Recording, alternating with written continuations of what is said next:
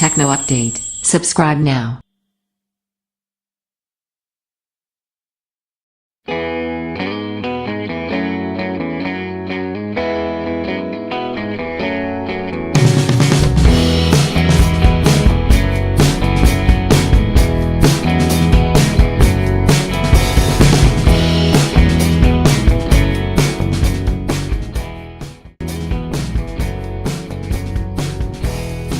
The phone is built with the usual metal finish on a plastic design that has become quite common on low to mid-range phones recently. In terms of build quality, the phone does not offer anything exceptional and even feels a bit plastic-y if you close your eyes off to its metallic sheen.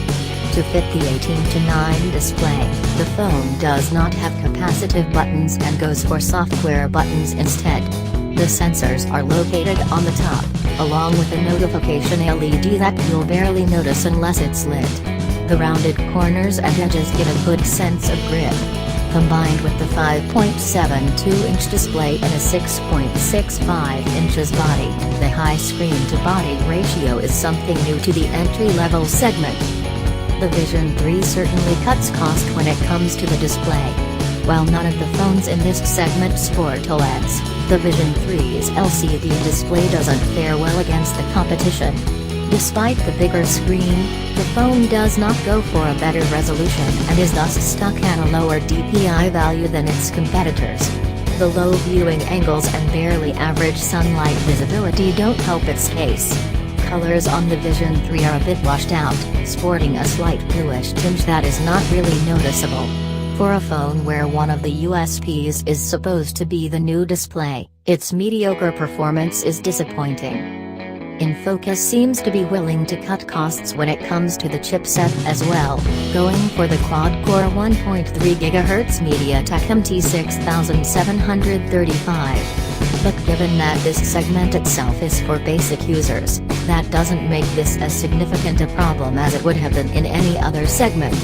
That being said, the lower performance does become noticeable once you have more than 5 apps or about 20 Chrome tabs open. We had everyday apps like Twitter and Instagram crash on us quite out of the blue. But then again, the limited storage space of 16 GB might force you to use lighter alternatives like Facebook Lite anyways. Right out of the box, the phone plays games like Asphalt 8 reasonably well to the naked eye, but with an average frame rate of 20, there isn't much hope for this one to stay that way for too long. At this price point, you will certainly get phones that will perform noticeably better. This brings us to the second USP of the Vision 3, its 13MP plus 5MP dual camera setup. It wouldn't be correct to say that this phone is the first one to bring a dual camera in the low-end segment, but it would be fairly accurate to say that it doesn't keep up to your expectations from a dual camera.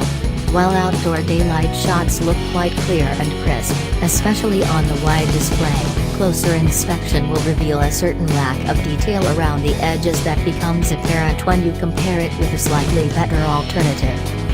The battery is one area where the Vision 3 would have been expected to give some tough competition to its foes.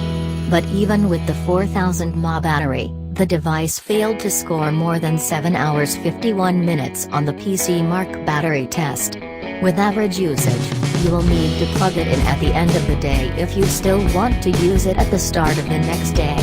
The battery percentage dropped quite significantly during the idle state, making its reliability questionable.